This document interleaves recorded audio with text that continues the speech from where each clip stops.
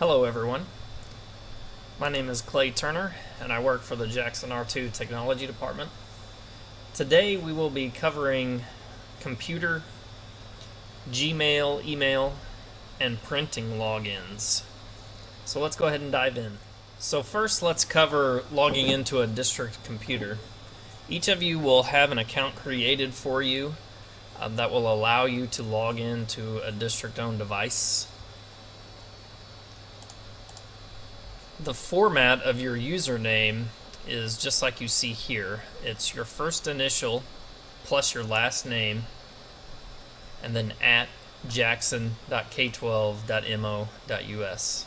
So just for an example, Kate Jones, her username, her account would be kjones and then at jackson.k12.mo.us.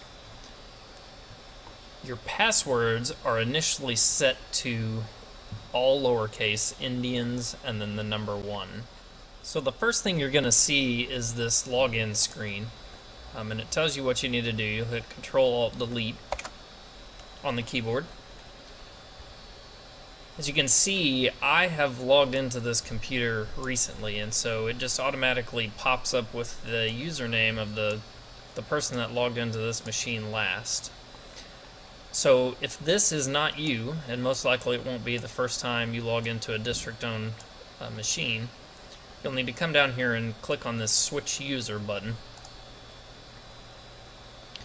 And you'll see that the previous account is listed here, but you'll need to select Other User. And from there you'll enter in that username that we just went over. So I'm going to use the Kate Jones account, kjones at jackson.k12.mo.us. And so the first time you log in, your password will be set to that temporary one, which is all lowercase Indians 1. And so when you hit enter after typing in your password, you'll get this notification that this user's password needs to be changed. We do that so that everyone doesn't have the same password. So you'll click on OK.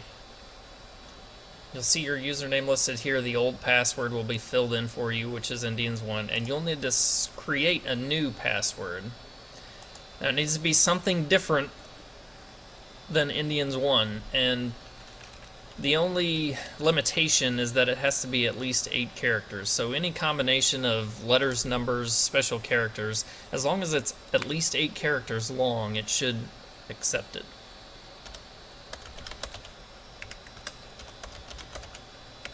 So go ahead and type in your new password twice, and then you'll click this little arrow that's pointing to the right next to that second password box. Okay, so I did not supply a password that was complex enough. So I got this little warning about that. So I'm going to click OK. I'm going to try, this is asking for the old one again.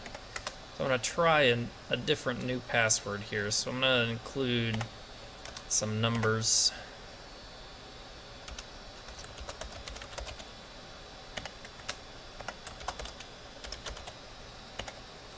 And it is case sensitive, so uppercase, lowercase, they're counted as different characters, so that does matter. Okay, so it liked that one better. So now I've got my password changed. It's going to go ahead and log me into the machine. So now that we've gotten to our Windows desktop here, let's talk about how we would access our Google Gmail account. Almost every machine in the district has Google Chrome installed already, so we'll fire that up.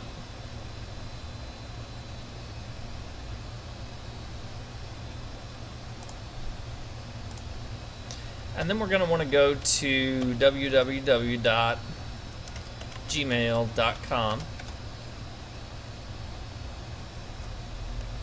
And in the upper right hand corner here we'll see a sign in link, so we'll click on that.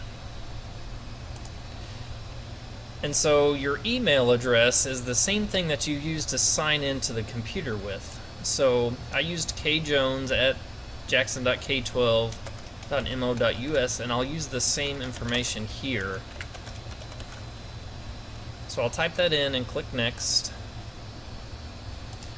Now my password is not the same thing that I changed it to when I logged into Windows. This password is still the temporary Indians1 password. So I'm going to type in Indians1 here and then click next. It's going to pop up with a service agreement, and we'll click on accept here. And just like when I logged into the computer itself the first time and it asked me to create a new password, Google is going to do the same thing the first time you log into it. So what I recommend here and what I suggest is that we set this password to the same thing that we set our computer Windows password to. So I'm going to go ahead and type in the same password I used earlier. And set that as my Gmail password as well.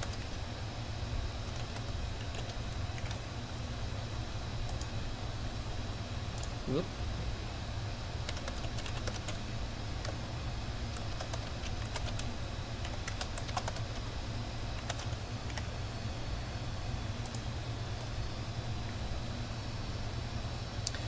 Okay, so after I'm done doing that, it will log me into my Gmail.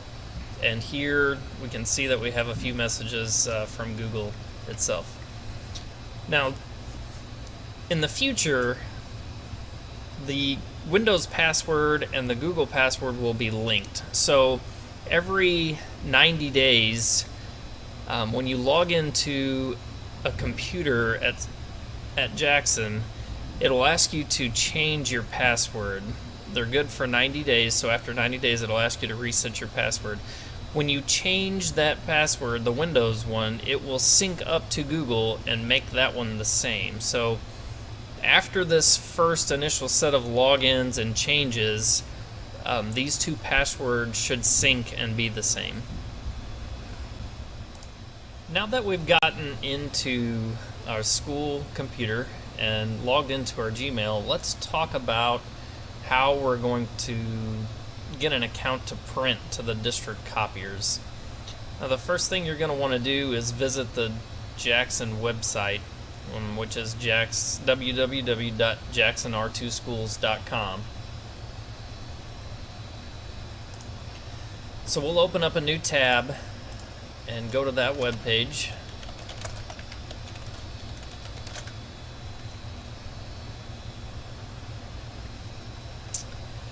So from the district home page, we're going to go here to Employees up at the top. Scroll down a bit. And then here to District Printing under Navigation. Now this page is going to give you most of the information that you need. So your username and password. What we're going to want to do is come down here to check personal printing usage. And I got an SSL warning here. If you're using Chrome, you can click on Advanced and then go ahead to proceed to this website. Okay, so your username is the same thing that we've been using previously. Your password is also the same. This is going to be whatever you set your Windows and Google password to. It'll be the same thing.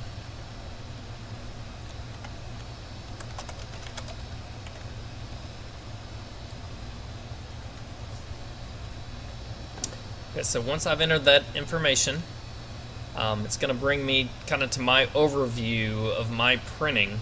So this is just a summary of my printing activity.